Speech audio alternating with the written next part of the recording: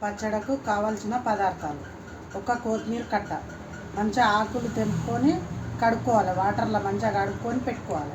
తర్వాత ఇది ఇక్కడ పెట్టుకోవాలి. ఇక్కడ పెట్టుకున్న తర్వాత ఒక కట్టకు 5-6 పచ్చిమిరపకాయలు. 6 పచ్చిమిరపకాయలు అయితే మస్తు అవుతాయి. నేను 6 తీసుకున్నాను. తర్వాత ఉల్లిపాయ రెబ్బలు ఒక 10 తీసుకోవాలి.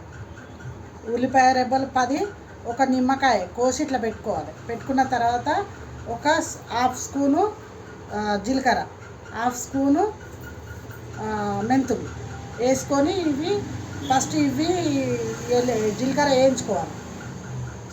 కడాయిలో వేయించుకోవాలి. ఈ కడాయిలో ఇట్లా వేయించుకొని తర్వాత ఈ కడాయిలో ఇవి రెండే వేయించుకొని చల్లారబెట్టాలి.